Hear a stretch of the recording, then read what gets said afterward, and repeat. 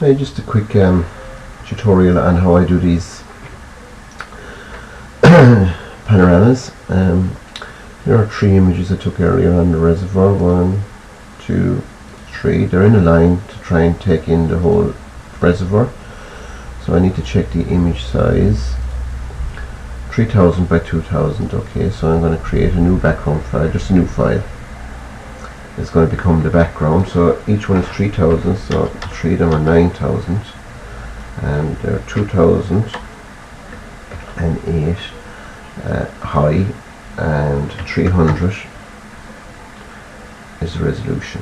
Okay, so that's my new background. So my first image here is 83, so I want to just pull it down off the screen and put it over here, click on it to select it, and then drop it in there, and it should fit fairly nicely in there. Our second image is 84, so I'm going to drag it down, put it into a good position there, drag it over and leave it there, and minimize this one to get it out of the way. And we'll do the same with our third image, 85. And I can just click it and drag it there. Lovely.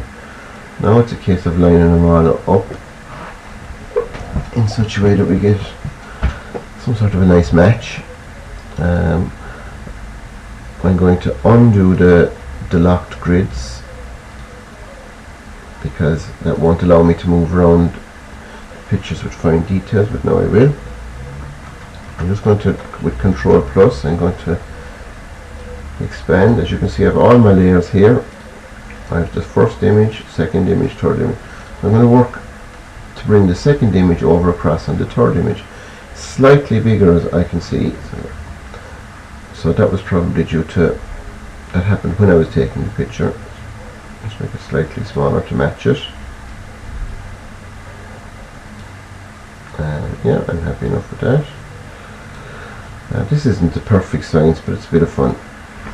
Control Plus again, and make sure that I have that image 2 selected, and just so that I can find it easy, cancel that a while, and just so that I can find it easy to match it, I'm going to delete something very obvious in the picture, which is this little signpost here.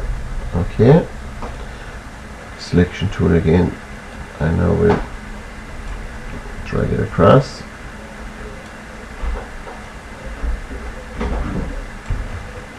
Too big, so I'll Control minus. So I'm going to drag it on the water until I find that signpost. There we go.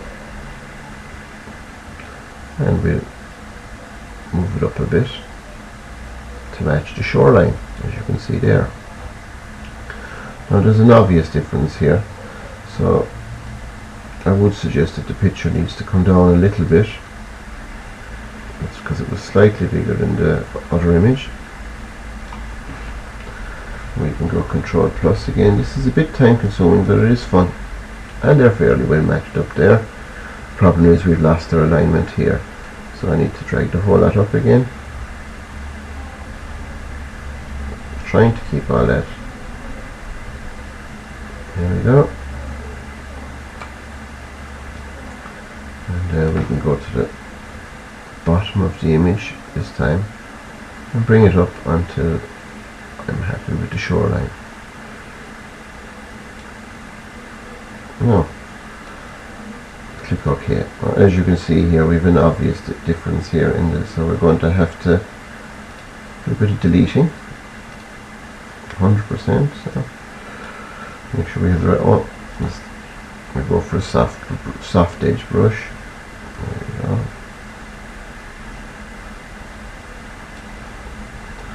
Okay, and we know we can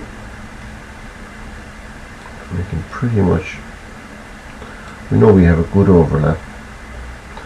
So I have the edge taken off it, so now I'm going to bring the tool down to halfway, because I'm going to blend the sky, so hopefully you won't notice too much of a difference. I'm going to blend the water and the sky by only deleting a small bit of the top layer, which is image 2. Now I'm going to have a look at that. Control minus. Still not very good. But remember now I have image 2 selected, so with Control M I can brighten that image very slightly and hopefully that will blend the shot much better. So I'm only brightening layer 2, which is image 2, and click OK. It looks fairly good, and I can dress it up a bit more if I want to. Dress up the awkward areas, the obvious areas, shadows on the water. Now we're going to work on layer 3, which is here. I have to bring it across. I have to select it, bring it across until we find the obvious areas. If you look along the tree line here, I'm going to match it with that. Again, I seem to have magnified this somehow, so I'll get it into place first of all, and then start matching up the shoreline. I'm looking at the area here to get the right magnification.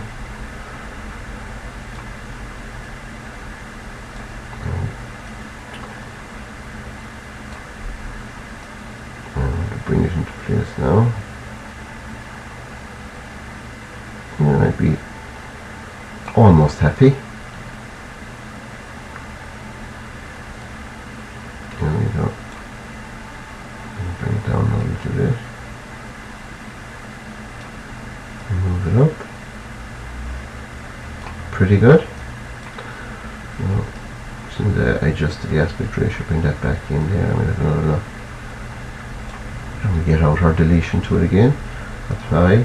Remember, now we're working on image 3. So look at those differences in the skies first of all. We'll try again with control curves. I'm using curves to try and bring down the. There we go. That's not too bad. That's a fairly good match. Fairly good. I click OK.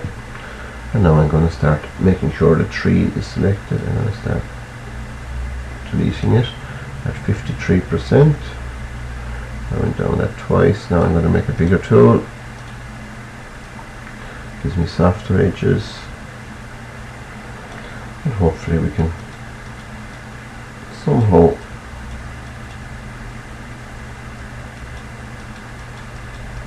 there we go. I'm quite happy with that. And have a look at the whole thing. Flatten go to the layers tab, flatten the image. This is a bit crude, but I think you get the picture. I'm going to reset that tool, reset the tool, and I'm going to get the best possible crop I can out of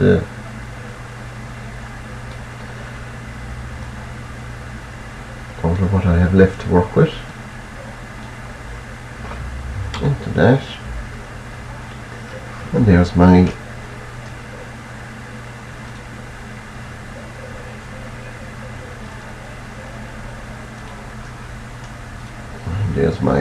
panorama. Little bit showing up there, but nevertheless I think you get the picture. So thank you very much. I hope you enjoyed that.